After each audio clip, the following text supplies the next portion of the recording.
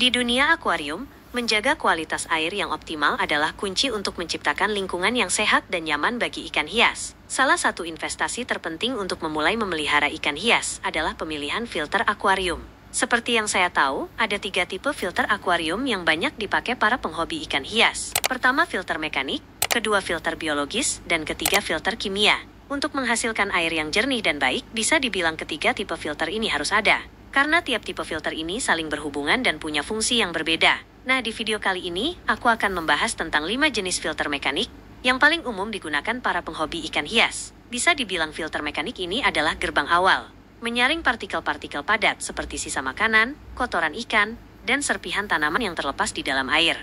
Dengan demikian, filter ini membantu mencegah penumpukan kotoran yang dapat merusak kualitas air dan kesehatan ikan. Biasanya, tipe filter mekanik ini sering ditawarkan ke orang yang pertama kali berniat memelihara ikan hias. Karena paket filter mekanik harganya cukup terjangkau. Walau cukup terjangkau, kalian jangan berekspektasi air akuarium kalian akan bersih dan sehat. Setidaknya selama 2 minggu ya.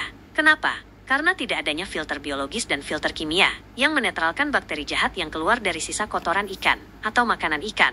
Oke, kembali lagi ke tujuan awal buat video ini. Aku mau membahas jenis-jenis filter mekanik yang tersedia di pasaran saat ini, masing-masing dengan kelebihan dan kekurangannya, dengan sedikit tambahan tips memilih filter mekanik dan tips perawatannya. Yang pertama, ada filter kapas atau Dacron. Ini adalah media filter yang paling umum dan murah. Efektif untuk menyaring partikel kasar, tapi cepat mampet dan perlu diganti rutin. Yang kedua, ada Jet Mat. Media filter yang lebih keras dengan pori-pori besar.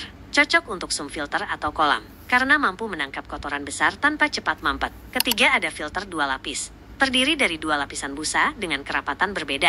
Lapisan pertama kasar untuk kotoran besar, lapisan kedua halus untuk partikel kecil. Keempat, ada filter bola kapas. Bentuknya seperti bola kecil, efektif menyaring partikel halus dan mudah digunakan di berbagai jenis filter.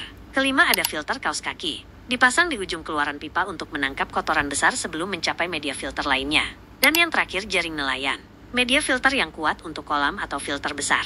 Tahan lama dan bisa dicuci berkali-kali. Jadi, memilih filter mekanik yang tepat sangat tergantung pada setup akuarium atau kolam dan kebutuhan spesifik ikan kalian.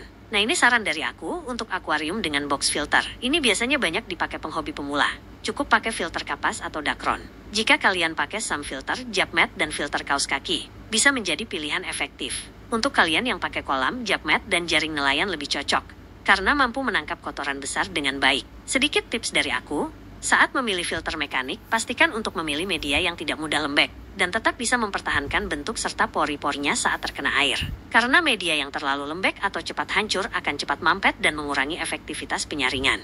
Dan untuk menjaga efektivitas filter mekanik, ada beberapa tips perawatan yang bisa kita lakukan.